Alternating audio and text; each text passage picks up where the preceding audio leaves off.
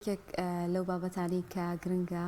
لەم ڕۆژانەدا باس بکرێ بە تایبەتی لە هەفتەی بەرەنگاربوونەوەی توندوتیژی دژی ئافرەتان ئەوەیە کە ڕۆڵی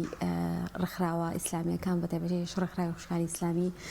چی بووە و چۆن توانیوانە ڕوبەڕوی توندوتیژانە بنەوە کە دەوترێت یعنی ڕخراوی خوشکان جیاواز لەو هەموو ڕخراوانەی تر دەگەڕێنەوە بۆ ئاینی ئیسلامەوە پێغەمبەر دوردی خوای لەسەر بێ نمونەیان و خێزانەکانی پێغەمبەر دوردی خوایان لەسەر بێ خوای گەورە لیان خۆش بێت ئەوان نمونەن بۆ ئێمە ئەمڕۆ دەمانوێت زیاتر باس لەم تەوەرەیە بکەین بە میوانداری بەڕێز قوبرێ بەرزنجی سکرتێری ڕخراوی خوشکانی ئیسلامی کوردستان کە لە هەولێرە لەگەڵمانە خات و قوبرێ سڵای خوات لێبێ کاتت باش بەڕێستان وەک دەزان ئەم هەفتەی بەرەنگاربوونەوەیە ئێوە کۆ ڕخراوی خوشکان هیچ چالاکیەکتان هەبووە؟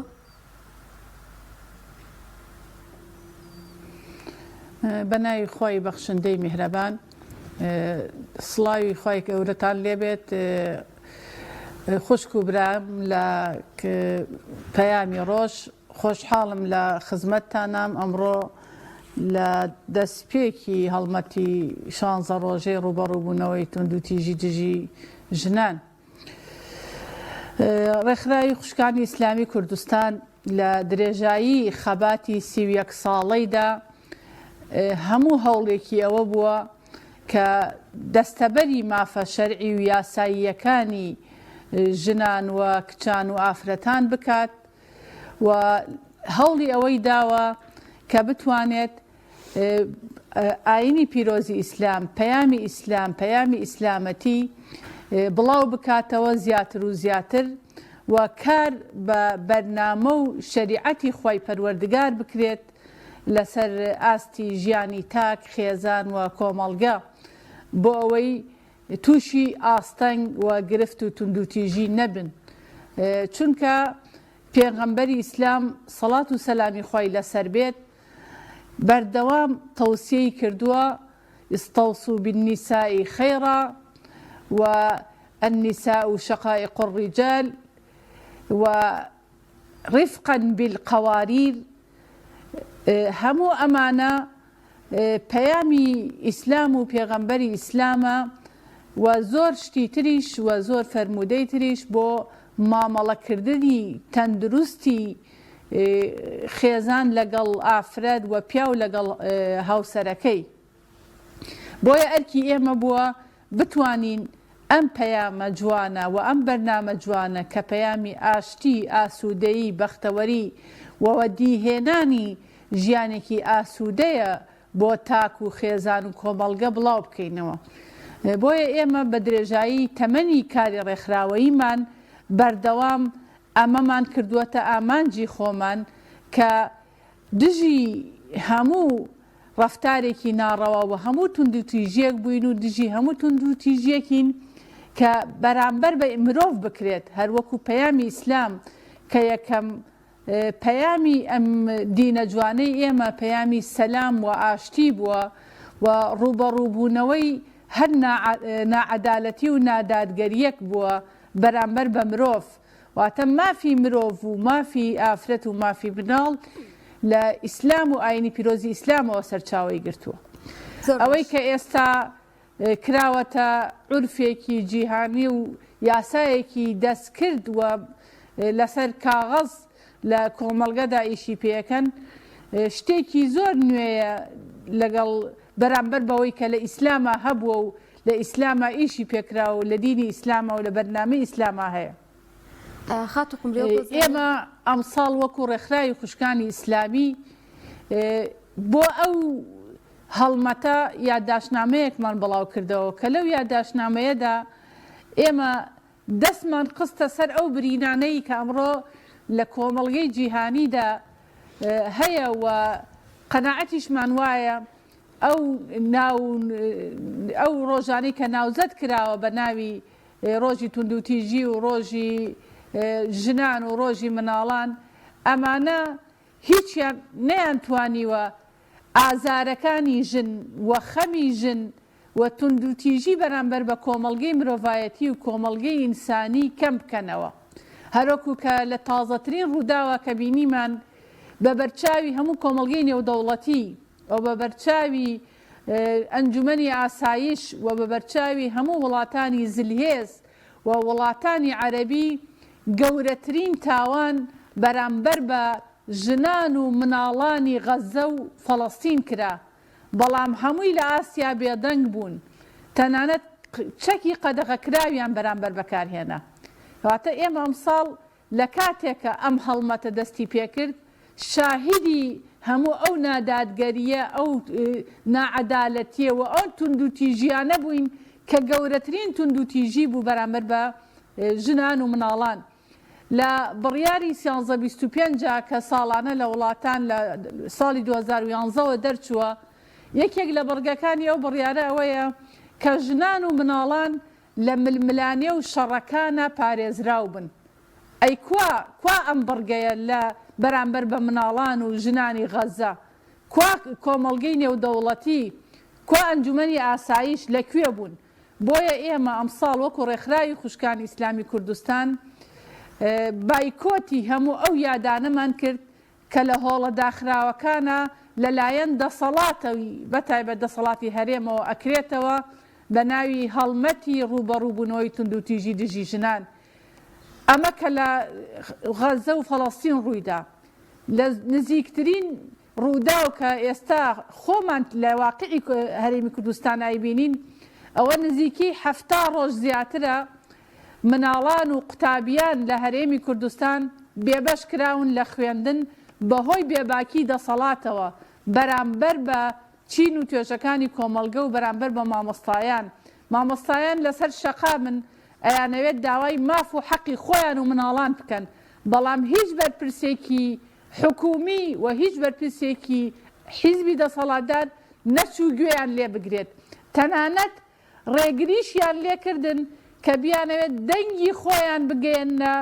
بەغدا حکوومەتی مەرکەزی بۆ داواکردنی مافی خۆیان. ئەی ئەمە ناوی لێ ئەنەی چی؟ لەم لاشەوە حکوومەتی هەرێمی کوردستان لە هۆڵێکی داخراوە یادی هەڵمەتی ڕوبەڕووبوونەوەی 16 ڕۆژی توندوتیژیم بۆ ڕائەگەیەنێ. ئەی بۆ ناچیتە شەقام گوێ لەو خەڵکە بگری؟ ئەی بۆ داکۆکی لە مافی موچەخۆرانی هەرێم لە کوردستان ناکرێ؟ یا ئەوەیە بابەتی موچە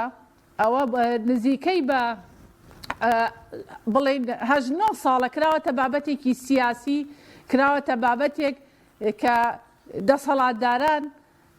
ئەم بابەتە بۆ بەرژەوەندی و ئیمتیازی زیاتری خۆیان کردویانەتە بابەتی مامەڵە لەگەڵ بەغداد، کردویانە بابەتێکی سیاسی، کردویانە بابەتێکی بەدەستهێنانی ئیمتیازاتی زیاتر، حتا منافەسەی ئەحزابی دەسەڵاتە بینین لەسەر ئەم بابەتە کە حەق و مافی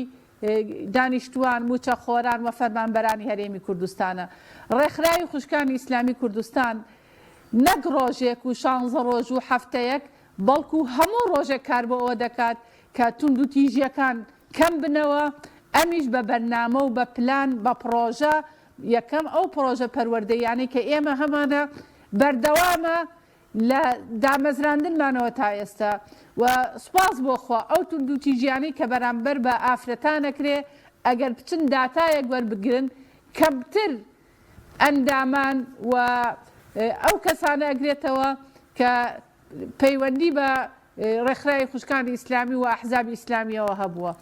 بۆیە کارە خێرخوازیەکانی ئێمە، کارە پەروەردەیەکانی ئێمە و ئەو پرۆژانەی کە ئەنجامی ئەدەین لە سێمینار وەرکشۆپ هەموو خزمەت بەوە دەکات کە ئافرەتان دوورخەینەوە لە توندوتیژی و ئێمە ژیانێکی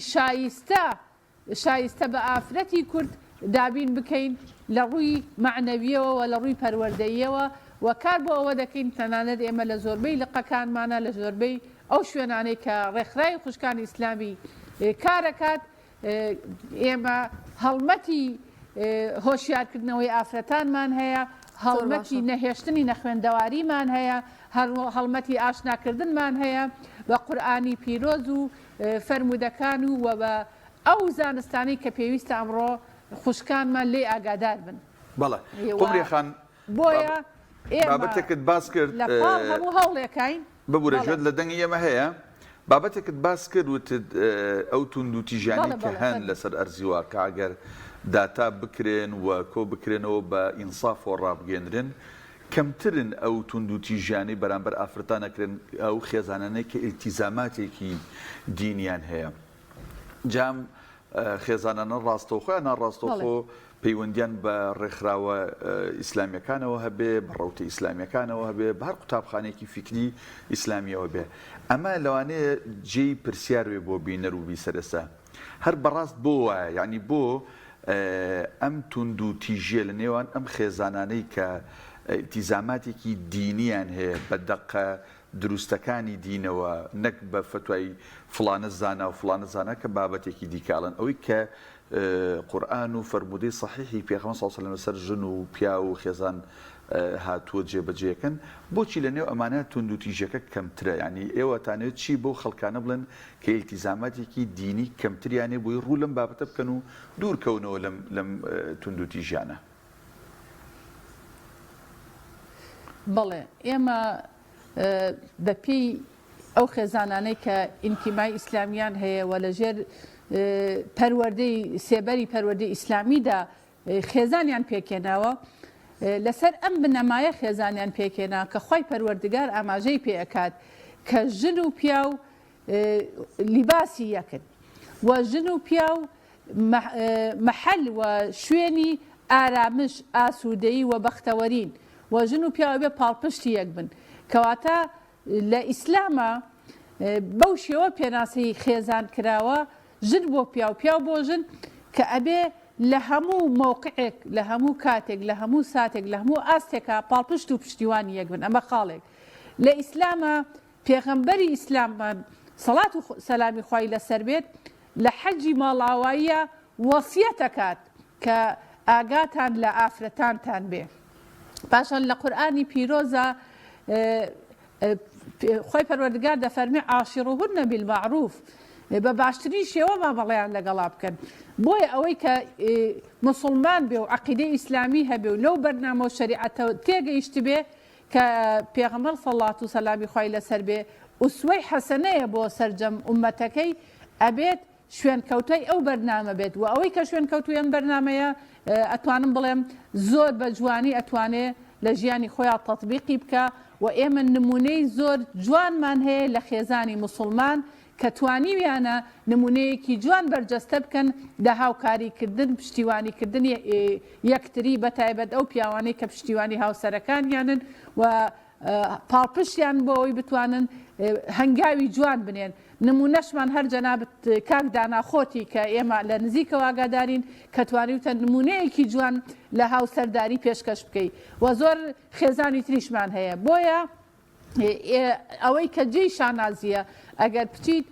بچیتە دادگاکان، بچیتە مەحکەمەکان، ئەو داتاوزانیارانەی کە دێتە بەردەستت، ئەو خێزانانەی کە ئیلتیزامی دینی و ئیسلامیان هەیە، کەمترین تونند و تیژی لەناو ئەوانە ڕوویداوە و کەمترین کێشەی خێزانیان هەیە، چونکە ئەمانە وا گۆش کراون کە ئەبێ ژن ڕێز لە پیاو بگرێ، پیا و ڕێز لە ژن بگرێ و ئەوەی کە بووەتە ئەساسی کۆکەرەوەی ئەم خێزانانە معنەویاتە نەک مادیات. ئەو خێزانانەی لەسەر ئەساس و بنەمایەکی مادی پێگەهێنرێن بە دڵنیاییەوە داهاتوێکی باشیان نابێت. بۆیە ئەبێ کۆمەڵگە بگەڕێتەوە بۆ ئینتیمای بۆ شریعەتی خوای پەروەردگار و بۆ پابەندبوونی بە یاسا و بەرنامە قورئانیەکان و بە یاسا و بەرنامە ئیسلامیەکان لەسەر ئاستی تاگ و لەسەر ئاستی خێزان و لەسەر ئاستی زۆر باشە خات و قمریەگەر بێت لێم بێت و ئێمەش لە خەریکیەکان بە تایبەتی ڕێکخراوی خوشحاڵی ئیسلامی کوردستان ڕێکخراوێک نییە دوو ڕۆژە دروست بووبێ، بەڵکو مێژوویەکیان هەیە. جیاواز لەو ڕێکخراوانەی ترکە هەن و لە بواری ئافرەتان کار دەکەن، ڕێکخراوی ئیسلامی کوردستان توانێتی چ کارێک بکا بۆ ئافرەتان؟ بەڵێ ئێمە لە وەک لە یادداشتەکانمانە ئاماژەمان پێکردووە بەپێی داتاوزانیاریەکان و بەپێی ئەو داتانی کە لەلایەنی پەیوەندیدارەوە بڵاو کراوەتەوە، مادە کوحولیەکان و مادە هۆشبەرەکان و ئەمانە هۆکارن بۆ زیادبوونی تونند و تیژی. ئەوەی کە لەسەر بەرنامەی ئیسلام بێ، لەسەر بەرنامەی قورئان بێ، بە دڵنیاییەوە نزیکی ئەم جۆرە مادانە نابێتەوە. ئەمە خۆی ئەبێتە هۆکارێک بۆی تونند و تیژی لە ناو خێزانانەیە کەم بێت. ئێمە بینین ئەمڕۆ ڕێکخراوی خوشکانی ئیسلامی کوردستان ساڵ بە ساڵ پرۆژەی واقعی و پرۆژە دائەمەزرێنێ بۆ ئەوەی بتوانێت خزمەت بە کۆمەڵگە بکات و ئەندامانی ئێمە ئەندامانی ئاستی هۆشیاریان بەرزە ئاشتی هۆشیاریان باڵایە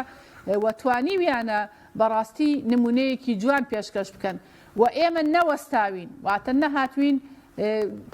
ڕوو لە چینێ بکەین چینێکی تر بەجێ بێڵین بەڵکو بەبێ جیاوازی لە خزمەتی هەموو چین و چێژەکانی کۆمەڵگەدا بووین و توانیمانە هاوسەنگیەک ڕابگرین ئافرەتان ئەوانەی کە خاوەن پێداویستی تایبەتن ئەو کچانی گەنج کچانی لاو ئەمانەمان بە ئامانج گرتووە و هەوڵی پەروەردە و پێگەیاندنمان داون و هەوڵمان داون دەستباریان بین دەستیان بگرین بۆ ئەوەی بچنە پێش بەڵام خاڵێک کە ئێمە بەڕاستی تێبینیمان لەسەری هەبوو وەکو ڕێکخراوی خوشکان و کاریشمان بۆ کردو و کەمپینیشمان کردو و ئیمزامان بۆ کۆ کردوێتەوە بەداخەوە ئەبینین ڕۆژ بە ڕۆژ لە هەرێمی کوردستان دەرگای قومارخانەکان ئەکرێتەوە بەڵام دەرگای مزگەوتەکان دائەخرێ بە ڕووی گەنجانە ئەمە دیاردەیەکی زۆر مەترسیدارە و ئەبێ هەموو لایەک هەموو کۆمەڵگە بێتە سەرخەت لەگەڵ ئێمە کە کەمپینی زیاتر بکەین بۆ داخستنی دەرگای قومارخانەکان و کردنەوەی دەرگای مزگەوتەکان ئەمە خاڵێکی تر هۆکاری میدیا تەکنۆلۆژیا و سۆشیال میدیا بۆتە هۆکاری ئەوەی کە پەرە بە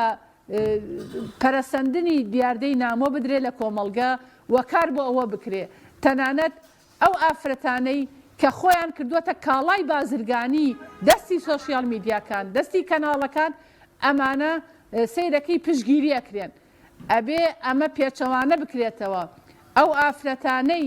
کە خۆیان پابەند دەکەن بە بەرنامەی خوای پەروەردگارەوە بە شەریعەتی خوای پەروەردگارەوە وەڕوو لە سەنتەرەکانی حیفزی قورئان حیفزی فەرموودە ئەکەن ئەبێ ئەمانە پاڵپشتی بکرێن و ببنە نمونە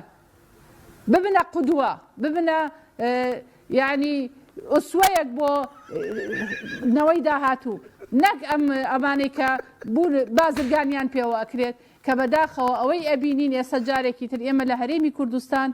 بازرگانیکردن بە ئافرەت بازرگانیکردن بە مناڵەوە بۆتە دیاردەیەکی زۆر مەترسیدار هەر ئەو ئافرەتانی کە ئەیان بینی لە سۆشیال میدیا لە کەناڵەکانی ڕاگەیاندن کە ئەمانە برەو بە کۆمەڵێت دیاردەی نەشیا و ناشایستە ئەدرێت و پاڵپشتیەکی بەهێزی دەسەڵاتیان هەیە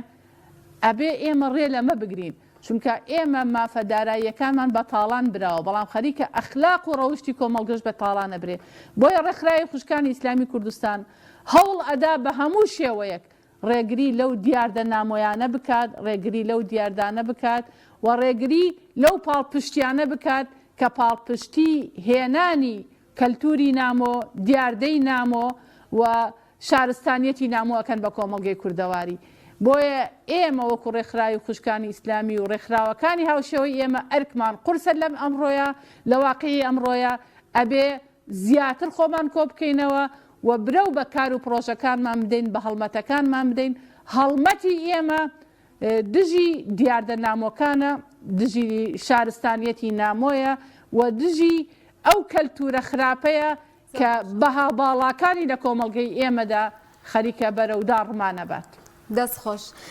بەڵێ سپاس بۆ بەڕێز قومریە بەرزنجی سکرتێری ڕێکخراوی خوشحالی ئیسلامی کوردستان کە لە تەوری دۆم و لە هەولێرەوە لەگەڵمانە بوو سپاس بۆ کاتی بێمەت بەخشی زۆر سپاس دەکەین.